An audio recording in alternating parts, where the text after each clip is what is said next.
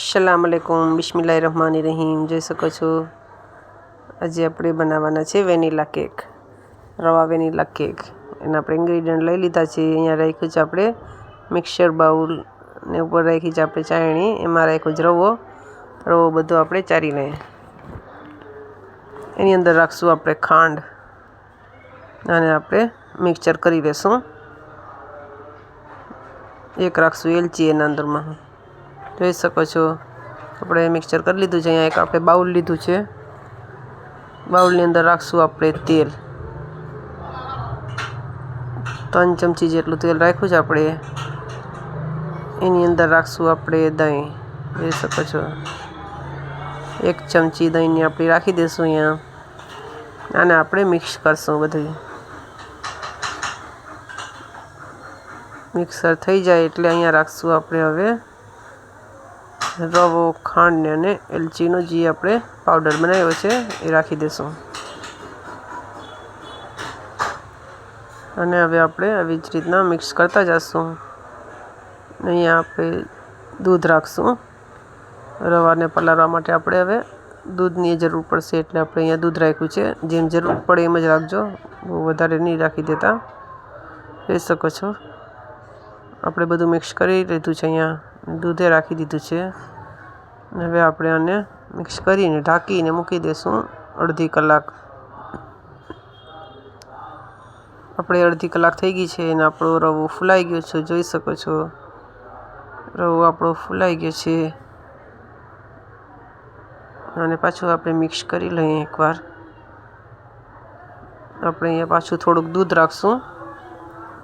રવો ફૂલાઈને અને જાડું થઈ ગયું છે મિક્સર, એટલે આપણે અહીંયા પાછું થોડુંક દૂધ રાખશું એટલે સરખું થઈ જાય. બહુ વધારે ઢીલું નથી કરવાનું આને. જોઈ શકો છો અહીંયા આપણે રાખશું બેકિંગ સોડા અને બેકિંગ પાવડર, 2 રાખી દીધું છે.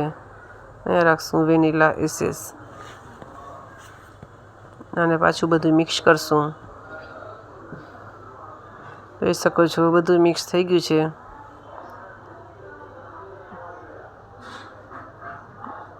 અહીંયા આપણે એક તપેલી લેશું. એમાં આપણે મેદો ડસ કરી લઈશું. પહેલાં તેલ લગાડ્યું હતું ને માથે મેદો મારી દીધો છે. આની અંદરમાં બધું આપણું મિક્સર ઠલાવી લઈશું. તપેલીના અંદરમાં કરશું એટલે સરસ મજાનો એનો શેપ ઉઠે. આની ઉપર આપણે હવે તૂટી ફૂટી છાંટી દઈશું. અહીંયા કાજુ બદામ પિસ્તા જે કોઈ પસંદ હોય તમે છાંટી શકો છો. અહીંયા આપણે ખાલી તૂટી ફૂટી જ રાખી છે.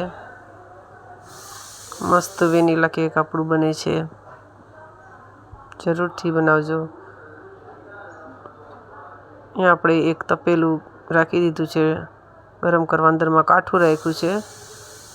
એની ઉપર આપણે કાંઠા ઉપર કેક રાખી અને ઢાંકી દઈશું. જોઈ શકો છો આપણી અડધી કલાક લગીને આપણે આને બેક થવા દીધું છે એટલે આપણું તૈયાર છે કેક. જોઈ શકો છો બધી પરથી આપણે છરીથી ચેક કર્યું એટલે સરસ મજાની નીકળી કોરેકોરી. એટલે આપણે હવે આને કાઢી લઈશું.